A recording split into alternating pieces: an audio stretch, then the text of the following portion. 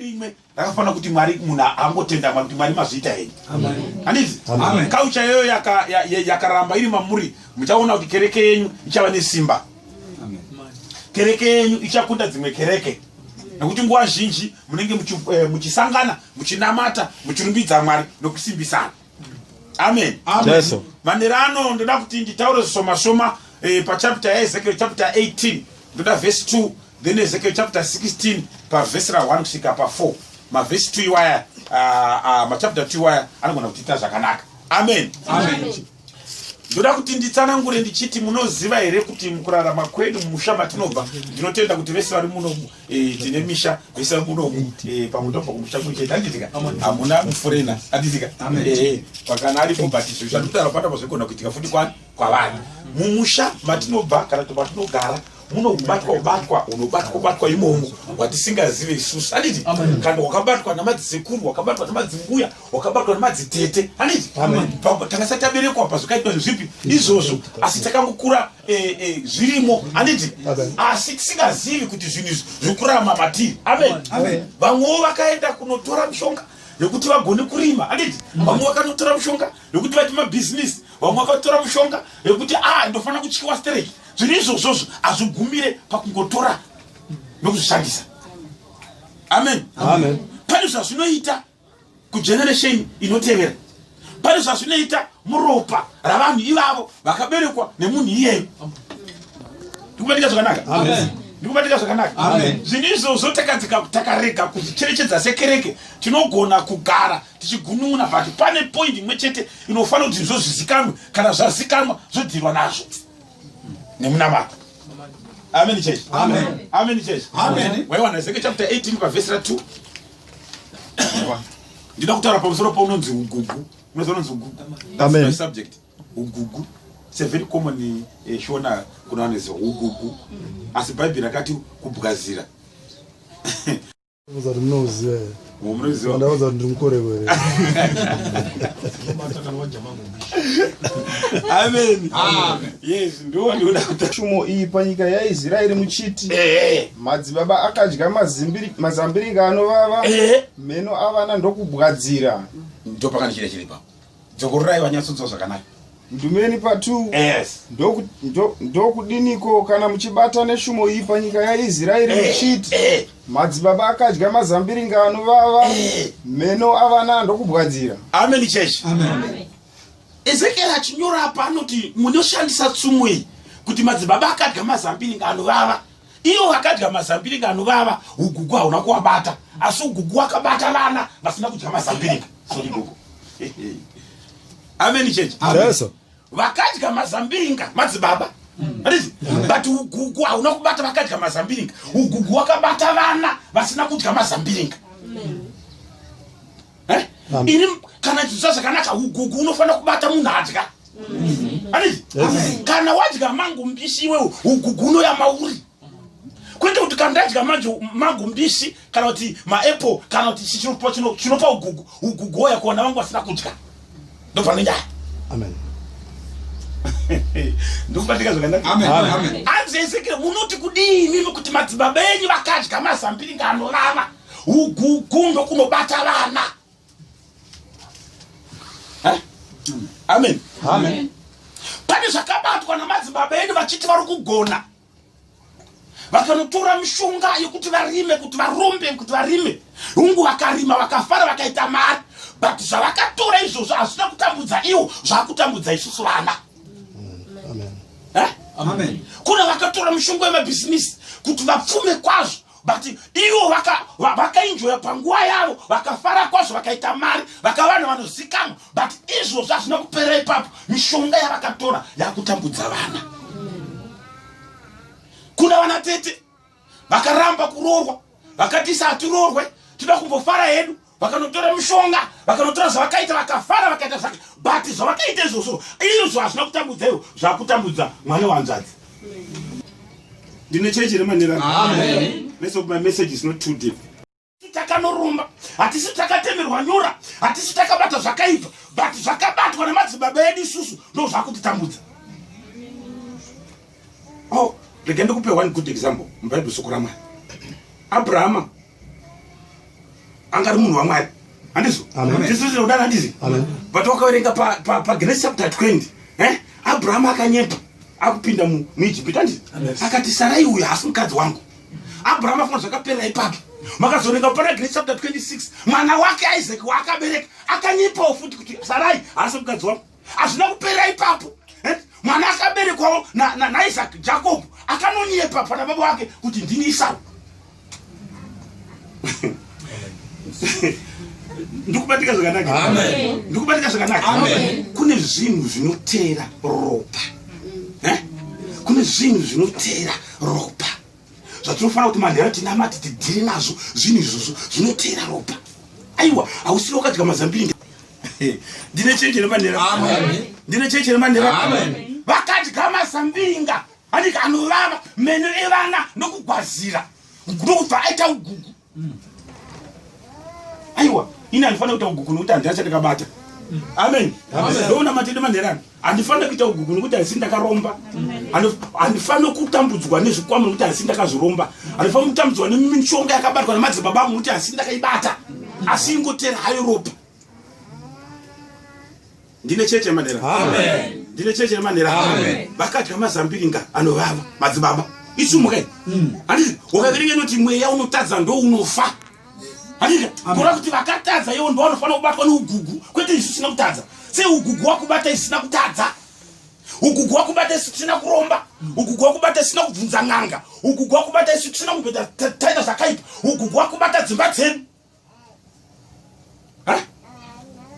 kune vana sekuru vakati isusu zvokupfuma hazvina basa yaingorarama wakadaro saka the moment yaunoshanda wada kuraiza mari ugugu unouya wokurwera pasi andinozoti ndikutsanangura zvakanaka here kune vana tete vakafa vasina dzimba saka the moment yaunoda kuita dzimba ugugu unouya ugugu ndokuti kana wakuda kudya chinhu mazino anoteta agoni kutsekana nyama unogona kutadza kutsenga nyama nokuti abatwa nougugu saka ndo zvinoitika kana chakanaka chakuya kana chakanaka chakuda kuitika ugugu unosvika pachakanaka ugugu ndokuti kana even wakapinda pabasa basa watoriwana wadzoka kumba unogadzira kuenda kubasa unongodza message kuti don't worry you will try it tomorrow ugugu watopinda ende ushakuziva kuti kuchii kuingani maqualifications ndinawo zvese ndinazvo murungu changaida ndinazvo but wozvibvunza wega kuti but chii aiwa pane ugugu uripo pane zvakaitwa namadzibaba izvozvo ndo zvinotitera ndo zvatikuramba kuti tsumo iyi haifanira kushanda pakati pano namatamwari nokuti vakaita zvavakaita vanofanira kuti vawane ugugu nokuti ndo vakabata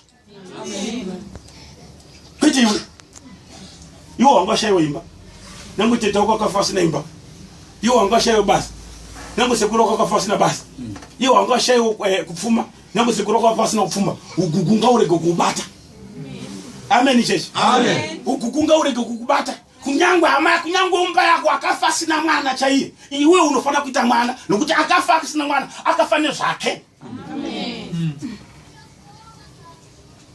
ndine cheche manera amen ndine cheche manera amen ugugu ndoda kuti namatire manera ndikutaura zvikuti urongedze munamato yako uone kuti apo ndononzi ugugu unoitika pandiri amen yes ndunonzi kune vamwe vanoti kana varume vakasvika 40-45 years gone family yese dzorosara dziri chirikadzi munhu adarike 45 years munhu adarike 40 years munhu adarike 50 years akangosvika 45 years munhu atofa kune zvakaitwa namadzibaba edu zvavakanga vachiita vari kugona but izvozvo ndo zvakutambudza isusu but aiwa zvifanira kutambudza nekuti haisi takazvibata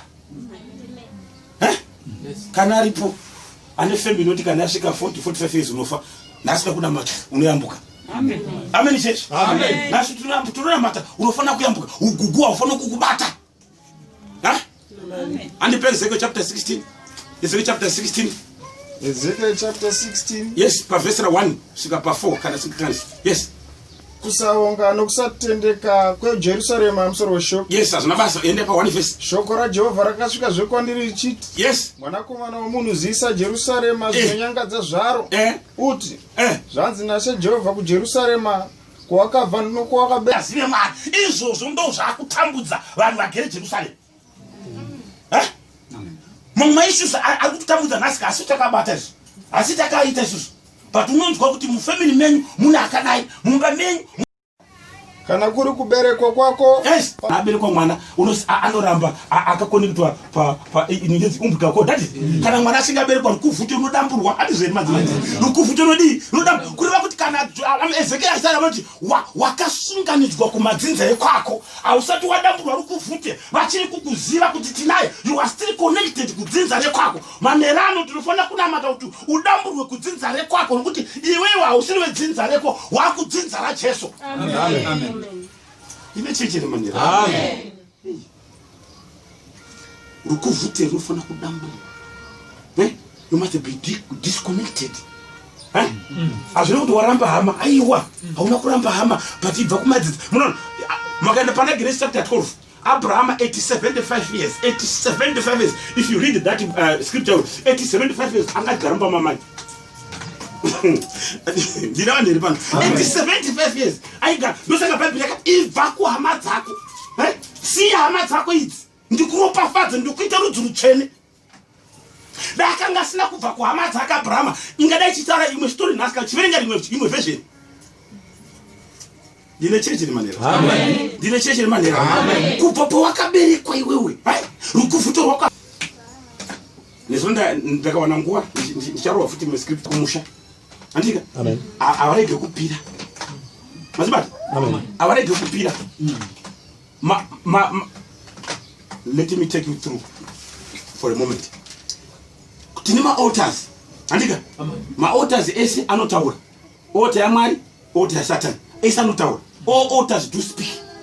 Andika? Amen. Dosa mkitikana vana segro kana ku vana chikambena the MP ndawa maruma kana ndawa wireless. Ba wireless up. Tombo in airport where spirits descend and ascend. Amen. Amen. And the altar is a place where humanity meets divinity. Kachiti humanity munhu zvake ndoporosangana naMwari. Amen. Cannot be diet. We are talking of all other gods. Saka kana vaenda manje ivavo vanoenda vachinopira vanopira chiti no tina vana vedu vari musango. Avana kutaura zita but vati tine vana vari musango. Ari musango ndiwe. Yes. Zita rako aripa but rapinde pakuti tine vana vari musango. Wobva wati pakupesera tine vana vakarasika ndiwe iwe wakasiya chivanhu wakauya kuna Mwari. Ndine checheri. Amen. Ndine checheri. Amen. Saka unoona manje mweya inosumuka. Wotazo kubvunza kuti mweya yabva inosumuka because yapirwa. Kuno kuchechi kote ya Mwari kuno hauna chawo kupira kuti udefend altar ya Satan. Amen. Ndine checheri. Amen. Ndine checheri. Amen. Kuno kuchechi kuno kurungwa yako kuchechi kuchikora matamani but kune chawapa here nosaka Mwari akati enda iwe Jesu Kristu unofira vanhu haana kungoda chete vanhu kuti ndakungokuda imi vanhu ndakuda chete akazadzisa nokupa mwanakomana kupa muchinjikwa. Amen. Saka vanhu havanzwisisi kereke dzepostori kana dzakavakwa kuMoslem kana wanga uchinzi Jona vanokuti hauchava Jona wakunzi Yusufu. Amen. Isimene ndiani ugugu kungoenda panapo ugugu wasvika basa rapera kungoenda panapo ugugu wasvika imba yapara kungoenda panapo ugugu wasvika hapana chakanaka chinobuda. Ine chechi. Amen. Amen chechi. Amen. Uzapa tuzeno kuti ugugu ugugu. Amen. At least now munhu akunyezvozvo kuna mati. Amen. Unyezvozvo kuna mati kuti zvikiitika mandiri aisizeka. Munozoti kune vamwe vanhu vanogona kumuka kuroya chaicho but hanzwisi kuti ndikuroya. Why? Because iye akanzi nambuya uya ndigare nomuzukuru wangu wakaita sevanofanana nani nambuya vakugara nambuya pane zvakaitika pauri mbuya uchigara nambuya pane zvawakakwisira.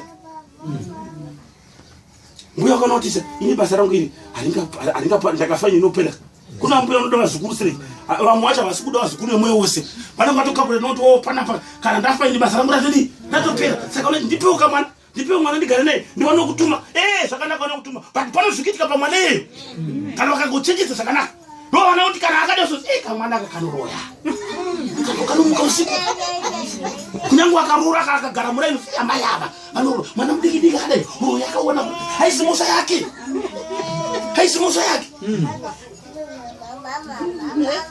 Kuna vazukuru chikomana vanotyisa murai. Kutyisa cheko chego nokuti vakasirwa zvinhu nasekuru.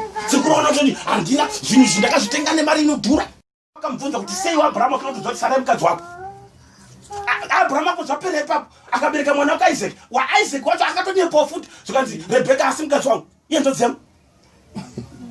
Akati zvapera ipapo iye akabereka mwana wake Jacob. Vakuropafadza Jacob akaenda zvikanzi ndiwe here ndiwe Esau. Mumiri wako unenge Esau. Nozi Esau anga nemvere. But izwi rako unenge Jacob. Zvikanzi ndini Esau baba. Ndini Esau. Ndovatora. That's why muchiona kuti vakaverenga pana panyanga itauro nharudzi kuti akaita musimba nomutumwa. Mutumwa ndopa akadiscover kuti this guy akaramba akadaro aine background yomashure aramba ari tsotsi. Ndopa akamuti kubva nhasi autanzi Jacob iwewe. Wakunzi Israeri. Ndopa pakabva zita rekuti Jacob. Pakapara zita rekuti Jacob. Zita rekuti Jacob nerwaTrix. Etrika. Tricks. Amen. Pakaenda kwaRabhani kwani zvakaita futi kwaRabhani kupi ikoko. Akati ini ndinokufudza chete munhu ufudza makwai enyu. Mati ndinokufudza chete. Mozondipa alright sekuru chafudza. Saka ngatiterei ngatitaurane panapo kuti dzishange dzine mawara ndedzangu. Dzisina mawara asi dzenyu. Rabhani akagara kumba akati muzukuru wangu ari kufudza. But yasvika nguva yekuti makwai ako koredzwa manje apo ese. Ndinoda kuti 100%, more than 100% dzine mawara. Sekuru akasara sina chini. Hatrika. Ine chechere. Ine chechere. Jacob akaya chitina makwai. Akawanda. Rabhani akasara sina chini. Akajama something. Anovava. Mene vana ndokubwasi. Arume hamatiri muno mukereke vana mai nana baba. Kana tichinamata ngatinamate zvamazvino kwazvo. Tireke kugadzira vana vedu mazino anogwazira. Ngatitange foundation itsva. Amen. Navana vedu titange foundation itsva. Ngatireke kunyengera kanyamata Mwari. Tireke kupinda mun'anga, tireke kupinda mukubata bata. Tigadzire vana vanhaka yakanaka kuti kana vakuzorarama vareke kuzotutuka mangwana. Amen. Ane pagwara kuti baba vangu vanganifundisa. Vanganifundisa munharaunda. Chitsotsi. Pagwara pangu